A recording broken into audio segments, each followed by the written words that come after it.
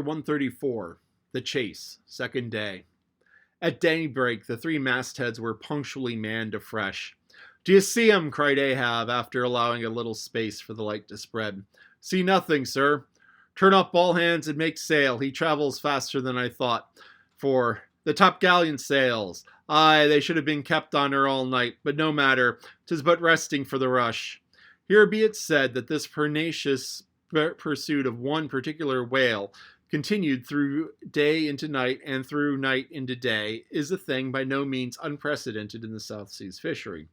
For such is the wonderful skill, prescience of experience, and invincible confidence acquired by some of the great natural geniuses among the Nantucket commanders, that from the simple observation of a whale when last described, they will, under certain given circumstances, pretty accurately foretell both the direction in which he will continue to swim for a time, while out of sight, as well as his probable rate of progression during that period.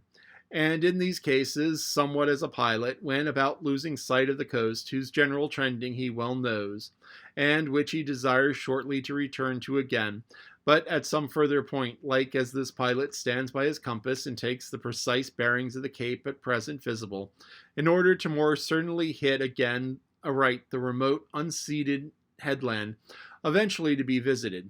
So does a fisherman at his compass with the whale, for after being chased and diligently marked through several hours of daylight, then when the night obscures the fish, the creature's future wake through the darkness is almost as established to the sagacious mind of the hunter, as the pilot's coast is to him. So that to this hunter's wondrous skill, the proverbial evanescence of a thing rid in water, awake, is to all desired purposes well nigh as reliable as a steadfast land. And as the mighty iron leviathan of the modern railway is so familiarly known in his every pace, that with watches in their hands men time his rate as doctors that of a baby's pulse, and lightly say of it, the up train or the down train will reach such and such a spot at such and such an hour. Even so, almost there are occasions when these Nantucketers time that other leviathan of the deep, according to the observed humor of his speed, and say to themselves, so many hours hence this whale will have gone 200 miles, will have about reached this or that degree of latitude or longitude. But to render this acuteness at all successful in the end, the wind and sea must be the whaleman's allies.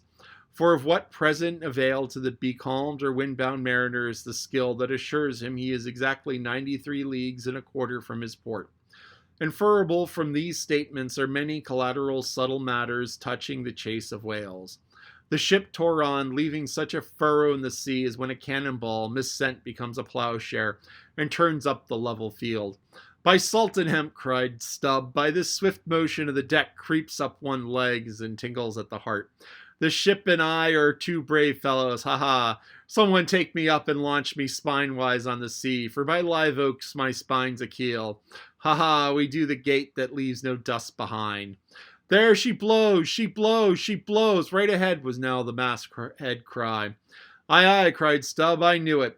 You can't escape. Blow on, or split your spout, O whale. The mad fiend himself is after ye. Blow your trump, blister your lungs. Ahab will dam off your blood as a miller shuts off his water gate upon the stream." And Stubb did but speak out for well nigh all that crew. The frenzies of the chase had by this time worked them blubberingly up, like old wine worked anew. Whatever pale fears and forebodings some of them might have felt before, these were not only now kept out of sight through the growing awe of Ahab, but they were broken up and on all sides routed, as temi prairie hares that scatter before the bounding bison. The hand of fate had snatched all their souls, and by the stirring perils of the previous day, the rack of the past night's suspense, the fixed, unfearing, blind, reckless way in which their wild craft went plunging towards its flying mark. By all these things their hearts were bowled along. The wind that made great bellies of their sails and rushed the vessel on by arms invisible is irresistible. This seemed the symbol of that unseen agency which so enslaved them to the race. They were one man, not 30, for as one ship that held them all, though it was put together of all contrasting things, oak and maple and pine wood, iron and pitch and hemp, yet all of these ran into each other in the one concrete hull. which shot on its way, both balanced and directed by the long central keel. Even so, all individualities of the crew, this man's valor, that man's fear, guilt and guiltiness, all varieties were welded into oneness, and were all directed to that fatal goal which Ahab, their one lord and keel, did point to. The rigging lived, the mastheads, like the tops of palm trees, were outspreadingly tufted with arms and legs. Clinging to a spar with one hand, some reached forth the other with impatient wavings. Others, shading their eyes from the vivid sunlight, sat far out on the rocking yards. All the spars in full bearing of mortals, ready and ripe for their fate.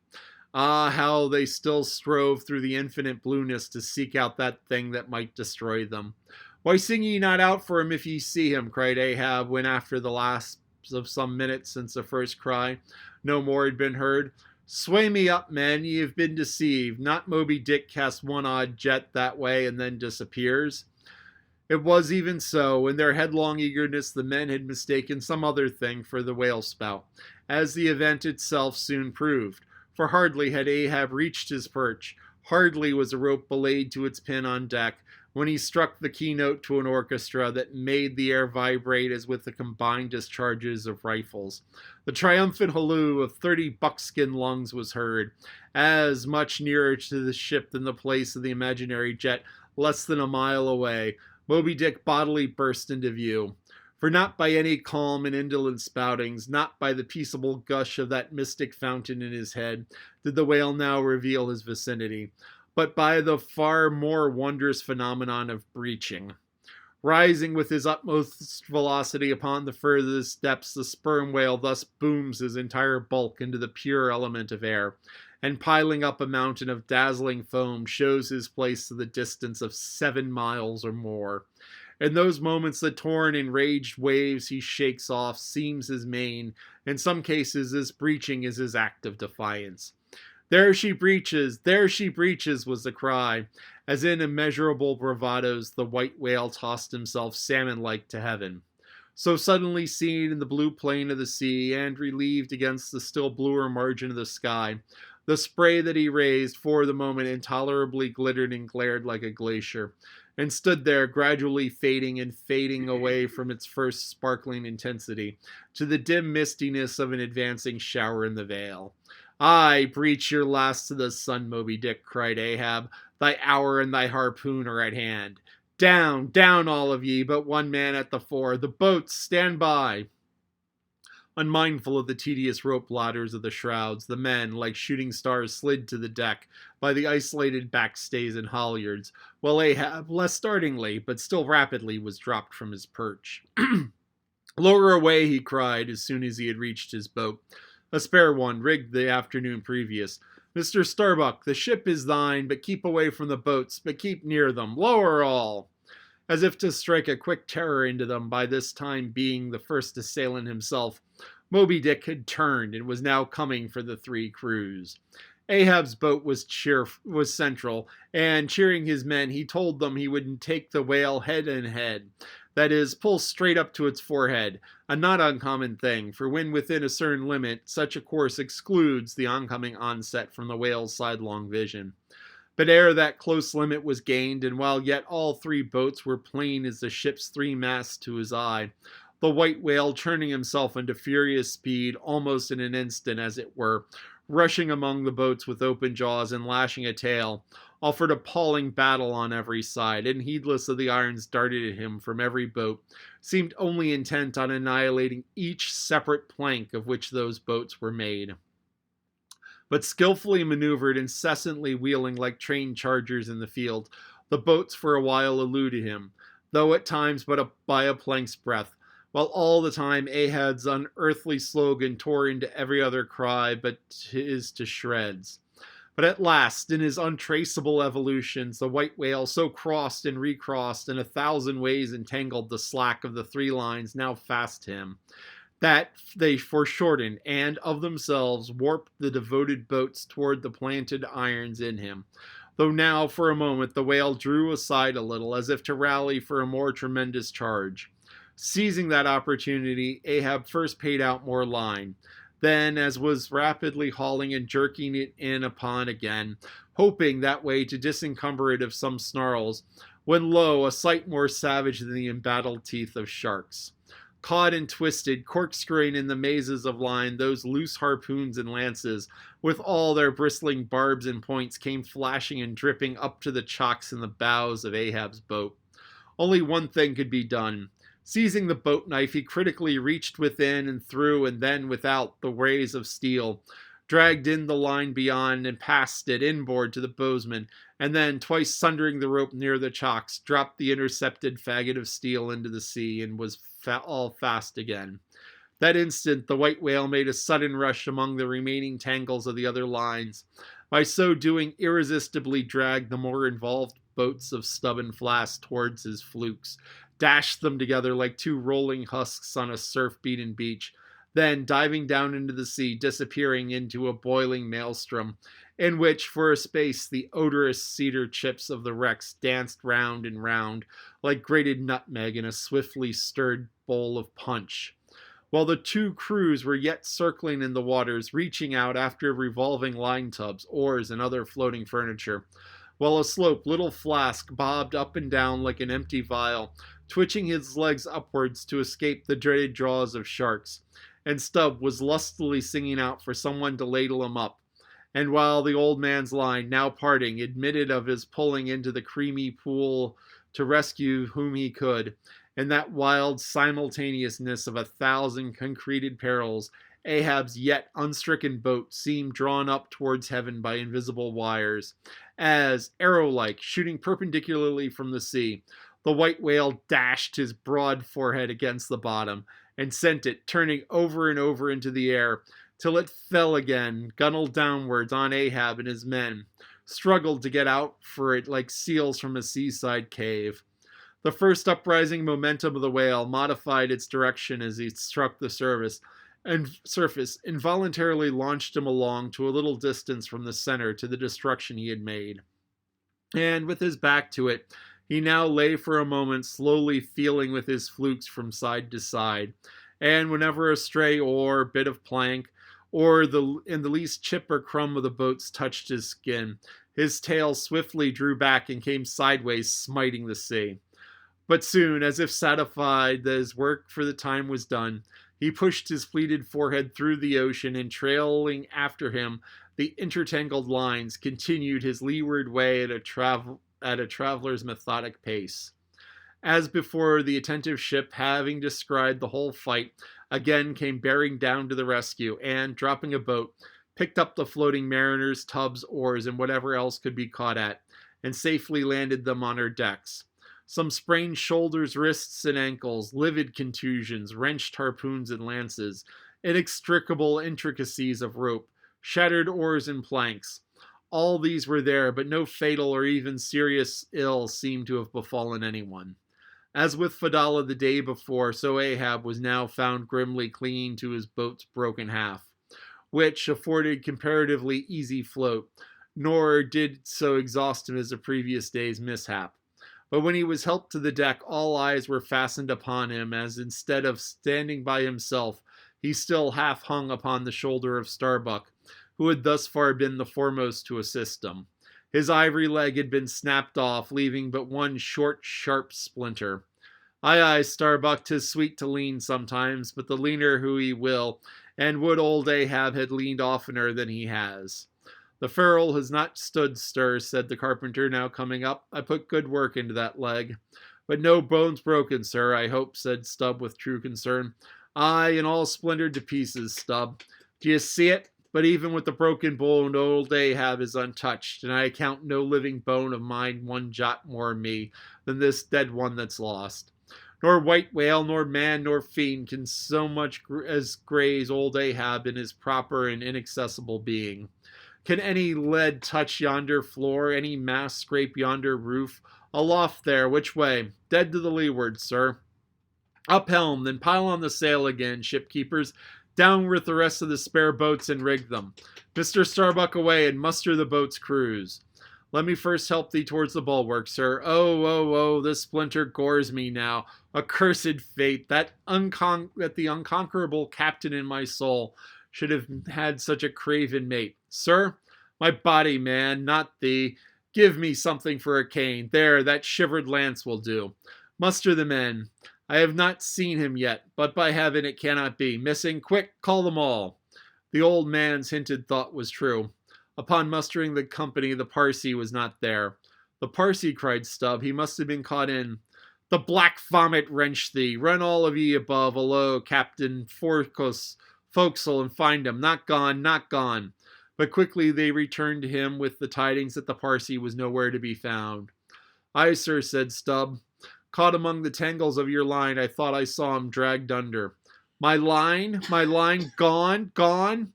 What means that little word? What death knell rings in it that old Ahab shakes as if he were the belfry? The harpoon, too. Toss over the litter there. Do you see? The forged iron men, the white whales. Oh, no, no, no. Blistered fool. This hand did darted. 'Tis in the fish. Aloft there. Keep him nailed. Quick. All hands to the rigging of the boats. Collect the oars. Harpooners, the irons, the irons. Hoist the royals higher. Pull on all the sheets. Helm there. Steady, steady for your life. I'll 10 times girdle the unmeasured globe, yea, and dive straight through it, but I'll slay him yet. Great God, but for a single instant show thyself, cried Starbuck. Never, never wilt thou capture him, old man. In Jesus' name, no more of this. That's worse than the devil's madness. 2 days chased, twice stove to splinters, thy very leg once more snatched from under thee. Thy evil shadow gone, all good angels mobbing thee with warnings. What more wouldst thou have? Shall we keep chasing this murderous fish till he swamps the last man? Shall we be dragged by him to the bottom of the sea? Shall we be towed by him to the infernal world? Oh, impiety and blasphemy to hunt him no more. Starbuck, of late I've felt moved to thee, ever since that hour we both saw, thou know'st what in one another's eyes. But in this matter of the whale, be the front of thy face to me as the palm of this hand, a lipless, unfeatured blank. Ahab is forever Ahab, man. This world's acts immutably decreed. 'Twas rehearsed by thee in a billion years before this ocean roiled. Fool, I am the fate's lieutenant. I act under orders. Look, thou underling, that thou obeyest mine. Stand round me, men. Ye see an old man cut down to the stump, leaning on shriveled lance, propped up on a lonely foot. 'Tis Ahab, his body's part, but Ahab's soul's a centipede that moves upon 100 legs. I feel strained, half-stranded as ropes that tow dismasted frigates in a gale. And I may look so, but ere that break ye hear me crack, and till ye hear that, know that Ahab's hawser tows his purpose yet. Believe ye, men, in the things it called omens, then laugh aloud and cry encore. For ere they drown, drowning things will twice rise to the surface, then rise again to sink forevermore. So with Moby Dick. 2 days he's floated, tomorrow will be the 3rd. Aye, men, he'll rise once more, but only to spout his last. Do you feel brave, men, brave? As fearless fire, cried Stubb. And as mechanical, muttered Ahab. Then as the men went forward, he muttered on, the things called omens, and yesterday I talked to the same to Starbuck there concerning my broken boat. Oh, how valiantly I seek to drive out the others' hearts, what's clenched to fast in mine. The Parsee gone, and he was to go before, but still was to be seen again ere I could perish. How's that? There's a riddle now, and may befall all lawyers backed by the ghosts of the whole line of judges. Like a hawk's beak, it pecks my brain. I'll solve it though. When the dust descended, the whale was still in sight to the leeward. So once more the sail was shortened, and everything passed as nearly on the previous night. Only the sound of hammers and the hum of the grindstone was heard to nearly daylight, as the men toiled by lanterns at the complete and careful rigging of the spare boats, and sharpening their fresh weapons for the morrow. Meantime, with the broken keel of Ahab's wrecked craft, the carpenter made him another leg, while still, as on the night before, slouched Ahab stood fixed within his scuttle, his hid, heliotrope glance anticipatingly gone backward on its dial, set due eastward for the earliest sun.